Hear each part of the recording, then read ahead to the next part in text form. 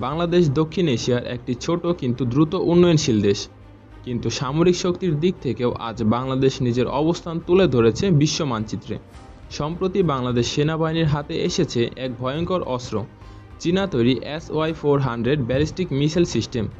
এই মিসাইলের নাম শুনে প্রতিবেশী দেশগুলোতে শুরু হয়েছে আলোচনা, কেউ কেউ আবার উদ্বিগ্ন। কিন্তু আসলে এই SY-400 কি, এর শক্তি কতটা, আর এটি কেন বাংলাদেশের জন্য গেম চেঞ্জার হতে পারে? আজ আমরা জানব বাংলাদেশের এই নতুন মিসাইল সিস্টেমের পুরো রহস্য। SY-400 হলো চীনের তৈরি একটি short range ballistic missile system, যেটাকে অনেক সময় বলা হয় চীনের ইলেকট্রিক্যাল মিসাইল ডিফেন্স সলিউশন। এটি তৈরি করেছে চীনা precision machinery import export corporation. এই মিসাইলটি মূলত BM-400 নামে তৈরি হয়, পরে রপ্তানি সংস্করণ নাম হয় SY-400। এর প্রধান উদ্দেশ্য হলো এটি একসাথে 8টি মিসাইল লঞ্চ করতে পারে এবং প্রতিটি রেঞ্জ প্রায় 150 থেকে 400 কিলোমিটার পর্যন্ত।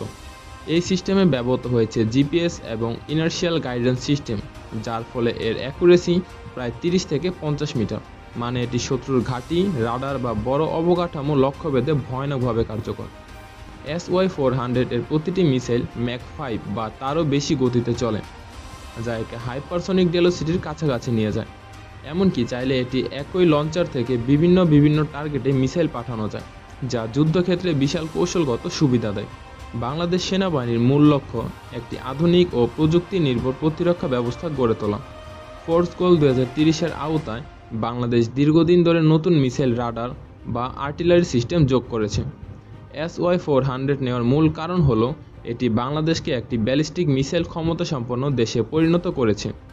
একই সঙ্গে এটি দূরপাল্লার প্রতিরোধ ক্ষমতা বাড়িয়েছে, আর প্রয়োজনে সীমান্ত থেকে দূরে শত্রু অবস্থানও আঘাত হানতে পারে। SY-400 এর খবর প্রকাশের পর ভারতের কিছু প্রতিরক্ষা বিশ্লেষক বলেছে এটি বাংলাদেশের প্রতিরক্ষা ইতিহাসে একই মাইল ফলক এবং আঞ্চলিক ভারসাম্যে প্রভাব ফেলবে। যদিও বাংলাদেশ সবসময় বলে আসছে এই অস্ত্র কাউকে ভয় দেখানোর জন্য নয়, বরং নিজস্ব নিরাপত্তা নিশ্চিত করার জন্য, তবে এটা অস্বীকার করার উপায় নেই। বাংলাদেশ এখন দক্ষিণ এশিয়ায় এমন এক অবস্থানে দাঁড়িয়ে গেছে যেখানে তার সামরিক শক্তিকে আর হালকাভাবে দেখার সুযোগ নেই। বিশেষজ্ঞদের মতে ভবিষ্যতে বাংলাদেশ এই সিস্টেমকে লোকাল মেইনটেনেন্স ও আপগ্রেড সক্ষমতা অর্জন করতে চায়। এতে দেশের ইঞ্জিনিয়ারিং ও প্রতিরক্ষা শিল্প আরও এগিয়ে যাবে।